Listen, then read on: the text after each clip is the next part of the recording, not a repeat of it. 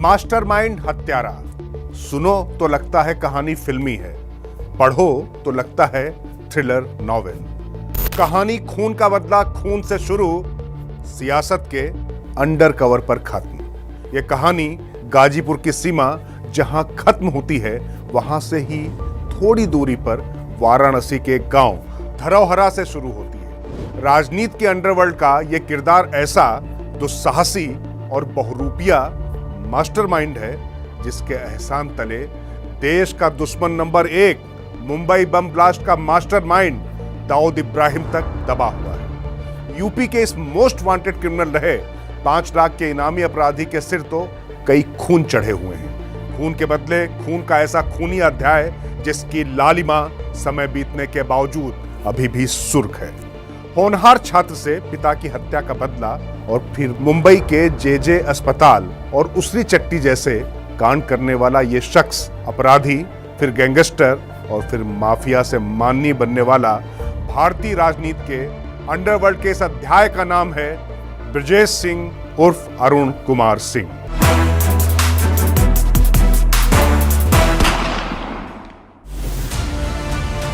खून के बदले खून उसका फलसफा। वो दुश्मनों को ना भूलता है ना ही छोड़ता है। जब चाहा, जहां चाहा और जैसे चाहा दुश्मनों को ठिकाने लगाया। कभी डॉक्टर बनकर, कभी पुलिस बनकर, तो कभी परिचित। ऐसा शार्प शूटर जिसके निशाने से बचना मुश्किल, उसके आपराधिक चक्रव्यूह को भेदना नामुमकिन। उसकी धमक कभी अंडरवर्ल्ड तक गूंजती थी, उसकी धमकी भर से न जाने कितनों की धड़कनें बंद हो गई।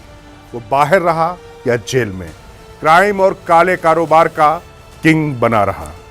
ऐसा छलिया कि 24-25 साल तक पकड़ा नहीं जा सका। शातिर इतना कि उसकी कोई फोटो तक नहीं ढूंढे मिल पाई थी पुलिस को। दुस्साहसी इतना कि अस्पताल में घुसकर दाऊद के दुश्मन को मार गिराया। 80 का दशक पिछड़े पूर्वांचल के विकास के लिए तमाम सरकारी योजनाओं का दौर था। किसान परिवार के बच्चों के पास प्रशासनिक सेवा की तैयारियों के लिए शहर जाने के अलावा अब लोकल स्तर पर ठेकेदारी का भी विकल्प था। उसी दौर में धरोहरा गांव के एक संपन्न किसान परिवार में पैदा हुआ एक शख्स तब सिर्फ 20 साल का था। तब पूर्वांचल में ज्यादातर परिवारों का सपना यही होता था कि उसका बेटा पढ़ लिखकर प्रशासनिक अधिकारी बने।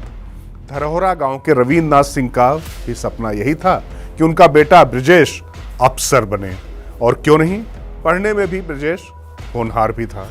पिता का सपना पूरा करने के लिए वाराणसी के यूपी कॉलेज में गया।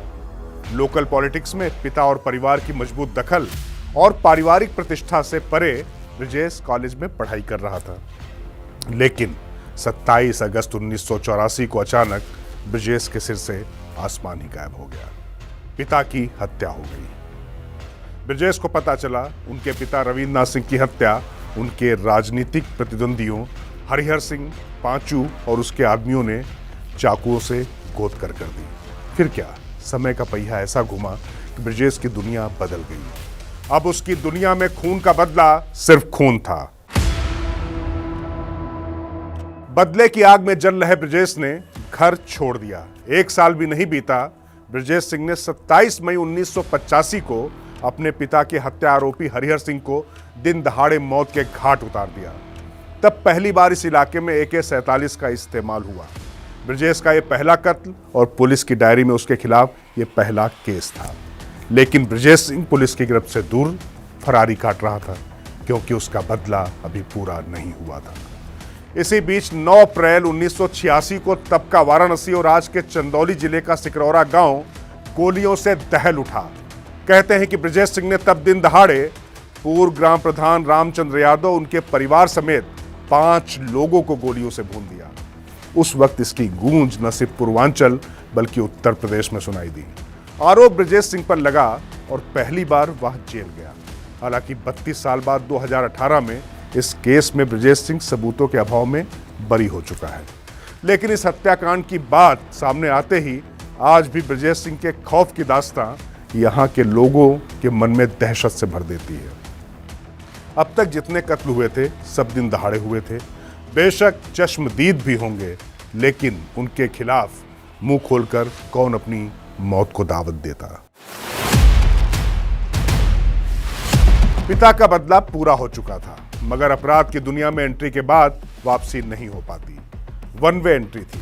वैसे भी ये रास्ता वन वे ट्रैफिक की तरह एक बार चल पड़े तो फिर वापसी की गुंजाइश नहीं। जीवन और जज्बातों से परे जेल, जिल्लत, जख्म और जोखिम भरी जिंदगी। यहां कौन सी और किसकी बुलेट कब सीने को छलनी कर जिंदगी से छल कर जाए पता नहीं। बदले से शुरू ही कहानी के इस किरदार के मुंह जैसे खून लग गया। भय से ही अपराधियों की सत्ता चलती है। लोगों के मन में पैदा इस भय को भुनाने में जुट गया ये मास्टर माइंड। उसने खड़ा करना शुरू कर दिया अपराध की दुनिया का काला कारोबार, जिसकी जड़ें कहां तक गहरी हैं उसका पता लगा पाना शायद किसी के बूते की बात नहीं। पहली बार जेल जाने के दौरान ब्रजेश सिंह और गाजीपुर के पुरानी हिस्ट्री शीटर त्रिभुवन सिंह की दोस्ती परवान चढ़ती है। ब्रजेश की जिंदगी का मकसद फिलहाल मारना या फिर मरना हो गया। ये वो दौर था जब गाजीपुर के सैदपुर क्षेत्र के मुड़ियार गांव में एक ही खानदान के बीच जमीन का एक प्लॉट 1985 में गैंगवार की नींव डालता है और उसके बाद क्राइम की जो कुख्यात इमारत तैयार होती है वो आज तक यूं ही मजबूती से खड़ी है। जहां तक बात उस दौर की, तो तब एक तरफ साहिब सिंह का गैंग था जिसका चहेता त्रिभुवन सिंह था। उसके पिता की जमीनी रंजिश के कारण हत्या कर दी जाती है और आरोप लगता है मखनू सिंह और उसके गैंग पर। इसके बाद शुरू हुए गैंग वार में गाजीपुर से लेकर वाराणसी तक दोनों तरफ से इतनी जानें गई हैं जिसे गिनने लगे तो बेशक गिनती भी गड़बड़ा जाए।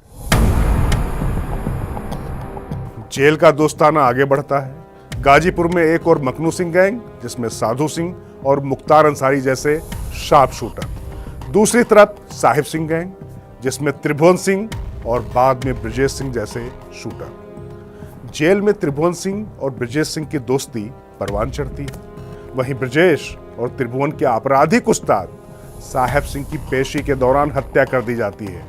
आरोप मखनू गैंग के साधु सिंह और मुख्तार अंसारी पर लगता है। यहीं से शुरू होता है शार्प शूटर रहे ब्रजेश के माफिया और गैंगस्टर बनने की दास्तान। इधर मखनू सिंह की हत्या के बाद गैंग की कमान साधु सिंह के हाथ में आती है और दोनों गैंग के बीच हत्याओं का सिलसिला जारी रहता है। 1988 में त्रिभुवन सिंह के भाई हेड कांस्टेबल राजेंद्र सिंह की भी हत्या हो जाती है। आरोप साधु सिंह और मुख्तार अंसारी पर लगता है। साहिब सिंह और राजेंद्र सिंह की हत्या से बौखलाए त्रिभुवन और ब्रजेश सिंह एक तरफ साधु सिंह को मारने की फिराक में लगे रहते हैं, तो दूसरी तरफ ब्रजेश सिंह गैंग पर अपनी पकड़ मजबूत करने लगता है। अब तक पूर्वांचल में ब्रजेश सिंह की तूती बोलने लगी थी। 1990 में ब्रजेश सिंह बिल्कुल फिल्मी अंदाज में पुलिस की वर्दी पहनकर गाजीपुर के जिला अस्पताल में न सिर्फ साधु सिंह का कत्ल करता है, बल्कि बगल में मौजूद कोतवाली के बावजूद फरार भी हो जाता है। साधु सिंह की मौत के बाद इस गैंग की कमान अब शार्प शूटर की भूमिका में रहे मुख्तार अंसारी के हाथों में आ जाती है और फिर पूर्वांचल में गैंगवार का सबसे रक्त रंजित अध्याय शुरू होता है और आमने सामने होते हैं मुख्तार अंसारी और ब्रजेश सिंह। यहीं से पैदा होते हैं पूर्वांचल के दो सबसे खूंखार डॉन और सियासत के अंडरवर्ल्ड के मिलते हैं दो पोस्टर बॉय। एक तरफ मुख्तार अंसारी का गैंग तो दूसरी तरफ ब्रजेश सिंह का गैंग। दोनों के बीच कोयला रेलवे के ठेके को लेकर वर्चस्व की जानलेवा जंग शुरू होती है। कहते हैं ब्रजेश ने लोहे के स्क्रैप से काले कारोबार की शुरुआत की और फिर कोयला, शराब से लेकर जमीन, रियल एस्टेट और रेत के धंधे में हाथ आजमाता चला गया। इस दौरान वाराणसी और गाजीपुर से शुरू हुए काले कारोबार को बलिया, भदोही, झारखंड, छत्तीसगढ़ और ओडिशा तक फैलाया। इस बीच 1990 के दशक में ब्रजेश सिंह ने धनबाद और झरिया का रुख किया और तब के बाहुबली विधायक और कोयला माफिया सूर्यदेव सिंह का शूटर बनकर उनके लिए भी काम करने लगा। उस दौरान ब्रजेश पर हत्या के कई केस दर्ज हुए। अपराध की दुनिया में ब्रजेश धंसता ही गया। अपराध की दुनिया का बेताज बादशाह बनने की महत्वाकांक्षा उसे और आपराधिक दलदल में धंसाती चली गई। उसकी मुलाकात तब के अंडरवर्ल्ड डॉन सुभाष ठाकुर से हो जाती है। फिर ब्रजेश सिंह और बेकाबू हो जाता है। सुभाष ठाकुर की शह ने उसे मौत को भी मात देने का मादा दे दिया था। ब्रजेश का आपराधिक मन गाजीपुर और वाराणसी जैसे नगरों की सीमा लांग अब महानगरों की ओर मचलने लगा। तभी मुंबई के अंडरवर्ल्ड पर वर्चस्व की लड़ाई में कुख्यात दाऊद इब्राहिम के बहनोई इब्राहिम पराकर की हत्या दूसरे डॉन अरुण गौली ने करा दी। बदले की आग में जलते दाऊद का मददगार तब ब्रजेश बना। अपनी दुस्साहसिक वारदात से उसने अंडरवर्ल्ड के सबसे कुख्यात डॉन के कलेजे को ठंडक पहुंचाई। लेकिन तब न सिर्फ मायानगरी बल्कि दिल्ली तक हिल गई थी। मुंबई के जेजे हॉस्पिटल हत्याकांड ने ब्रजेश को अपराध की दुनिया में वो मुकाम दिला दिया जिसकी उसे चाहत थी। मुंबई ही नहीं, देश के इतिहास में किसी अपराध की सबसे खौफनाक दास्तां थी। 12 फरवरी 1992 को 20 से ज्यादा लोग तब के बॉम्बे के जेजे अस्पताल में घुसते हैं। ब्रजेश सिंह डॉक्टर की वेशभूषा में रहता है। इन सभी के हाथों में AK-47 से लेकर 9mm की पिस्टल तक अत्याधुनिक स्वचालित हथियार होते हैं और अस्पताल के भीतर मौत का तांडव मचा देते हैं। अस्पताल के बिस्तर पर लेटे अरुण गवली के शूटर शैलेश हलदरकर पर गोलियों की बौछार कर देते हैं। इस दौरान 500 राउंड से ज्यादा गोलियां चलती हैं और जो भी उसकी जद में आता है वो बेमौत मारा जाता है। यह हत्या दाऊद इब्राहिम के बहनों इब्राहिम पराकर की हत्या का बदला लेने के लिए की जाती है। इस गोलीकांड में 2 पुलिसकर्मी समेत दूसरे कुछ लोग भी मारे जाते हैं। इस वारदात के बाद ब्रजेश सिंह पर तब टाडा के तहत केस चला। तब घोषी के सांसद और केंद्रीय ऊर्जा मंत्री कल्पनाथ राय भी टाडा की जद में आ गए थे, क्योंकि ब्रजेश और हत्यारे मुंबई में NTPC गेस्ट हाउस में रुके थे और ये बुकिंग ऊर्जा मंत्री की तरफ से कराई गई थी। ब्रजेश तो सबूते के अभाव में इस कांड से 2008 में बरी हो चुका है, लेकिन पूर्वांचल के गैंगस्टर से इस घटना ने उसे माफिया और डॉन का रुतबा दिला दिया था। सियासी कवच लगातार उसे मिलता ही जा रहा था। मुंबई में जेजे अस्पताल गोलीकांड के बाद ब्रजेश की हनक और हौसला इतना बढ़ जाता है कि वो मुख्तार को कमतर आंकने की भूल कर बैठता है। इसी बीच 1992 में विवादित ढांचा गिराए जाने के बाद 1993 में मुंबई में दाऊद इब्राहिम बम ब्लास्ट करवा देता है। इसके बाद अंडरवर्ल्ड भी 2 भागों में बंट जाता है। रिपोर्ट्स के मुताबिक सुभाष ठाकुर 1993 बॉम्बे बम कांड के बाद से दाऊद से अलग होकर छोटा राजन से जुड़ गया। फिर ब्रजेश सिंह भी दाऊद इब्राहिम का दुश्मन बन जाता है। इस बीच भाजपा की सरकार गिरने और फिर सपा और बसपा की सरकार आने के बाद पूर्वांचल में मुख्तार अंसारी का दबदबा बढ़ने लगता है। मुख्तार को मिले राजनीतिक संरक्षण उसकी ताकत में इजाफा करते हैं, जबकि ब्रजेश सिंह के लिए चुनौतियां बढ़ती ही जाती हैं। इस दौरान 1996 में मुख्तार अंसारी मऊ विधानसभा सीट से चुनाव जीतकर माफिया से माननीय विधायक बन जाता है। इस दौरान ब्रजेश सिंह कभी अंडरग्राउंड होकर तो कभी सामने आकर मुख्तार से 2-2 हाथ तो जरूर करता है, लेकिन तब तक मुख्तार अंसारी का प्रभाव लगातार बढ़ता जाता है।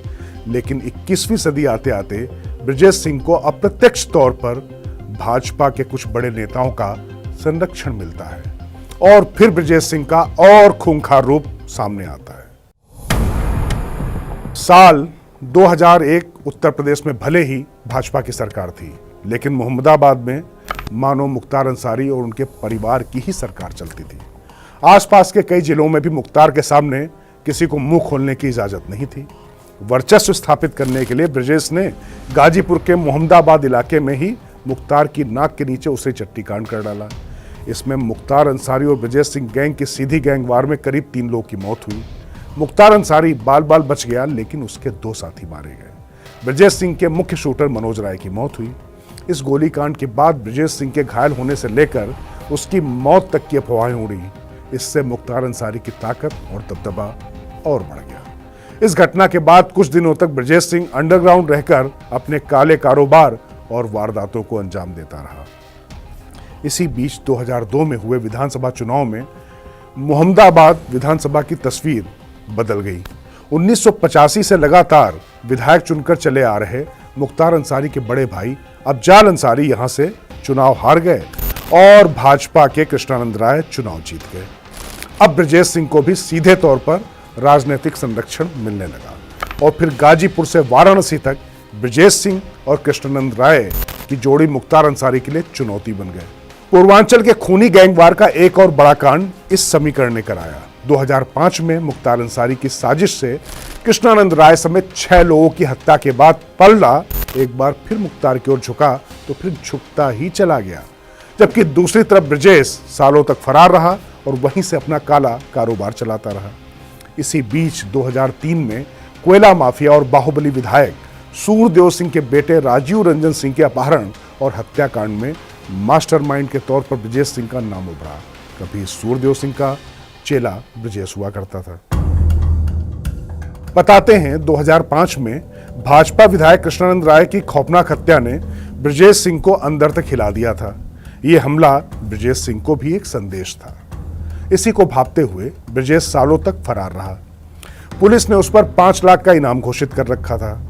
इसी बीच 2008 में ब्रजेश सिंह की बिल्कुल नाटकीय अंदाज में उड़ीसा से गिरफ्तारी हुई।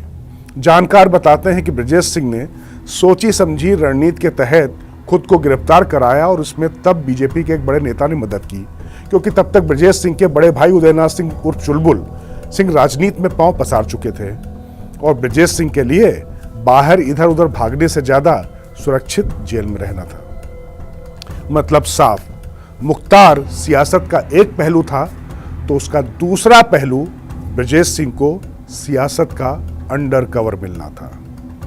माफिया ब्रजेश सिंह को दिल्ली पुलिस की स्पेशल सेल ने ओडिशा से गिरफ्तार किया। इसके बाद से वो जेल में बंद था, लेकिन काले कारोबार पर वर्चस्व को लेकर मुख्तार अंसारी और ब्रजेश सिंह जेल से ही अपने गैंग को ऑपरेट करते रहे। इसी दौरान जुलाई 2013 में ब्रजेश सिंह के चचेरे भाई सतीश सिंह की वाराणसी के चौबेपुर में सुबह दिन दहाड़े हत्या कर दी, जिसके बाद पूर्वांचल एक बार फिर गैंगवार की आशंका से सिहर उठा था।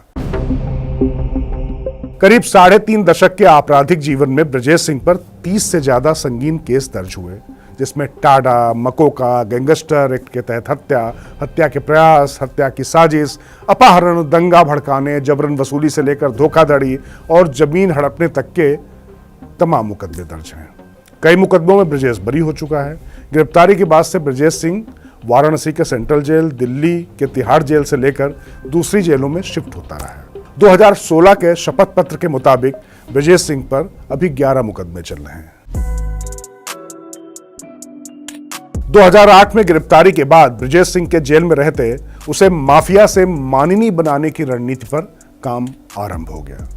ब्रजेश के बड़े भाई उदयनाथ सिंह उर्फ चुलबुल सिंह वाराणसी क्षेत्र से 1998 से ही भाजपा के एमएलसी थे और जब ब्रजेश की गिरफ्तारी हुई तब भी वो एमएलसी थे। दरअसल जब मुख्तार अंसारी 1996 में मऊ से विधायक बना तब वो ब्रजेश सिंह और उसके गैंग पर भारी पड़ने लगा था। तभी ब्रजेश ने अपने बड़े भाई चुलबुल सिंह को वाराणसी से भाजपा एमएलसी बनाने में पूरी ताकत झोंक दी, क्योंकि अपराध पर अगर सियासत का मुलम्मा चढ़ जाए तो सारे खून माफ हो जाते हैं। ऐसा यूपी के हर गैंगस्टर को लगने लग गया था। इसीलिए ब्रजेश ने बीजेपी के एक कद्दावर नेता की शरण ले ली। तो अब एक तरफ मुख्तार अभी भी जेल में था तो दूसरी तरफ ब्रजेश सिंह भी अब जेल से ही अपने गैंग और काले कारोबार को कंट्रोल कर रहा था। इसी बीच 2012 में वाराणसी जेल से ही ब्रजेश ने चंदौली की सैयद राजा विधानसभा सीट से भारतीय समाज पार्टी के टिकट पर चुनाव लड़ा, लेकिन हार गए। लेकिन ब्रजेश ने हार नहीं मानी।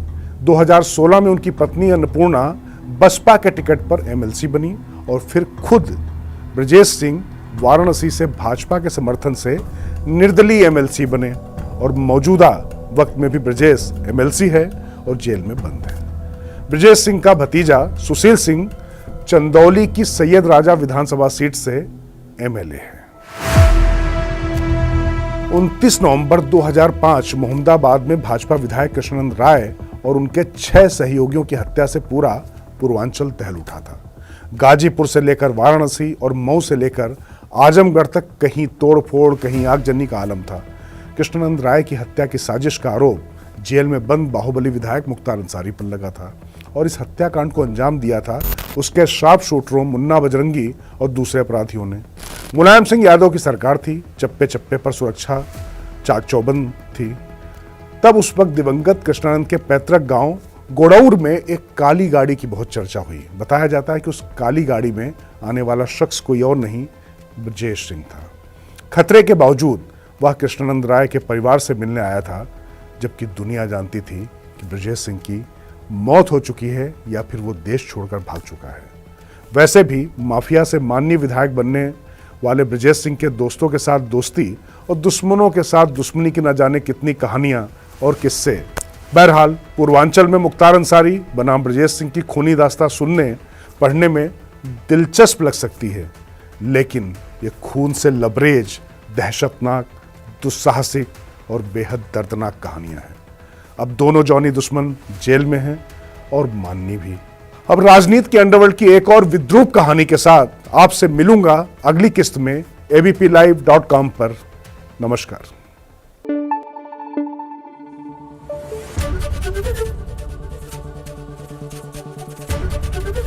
एबीपी न्यूज आपको रखे आगे।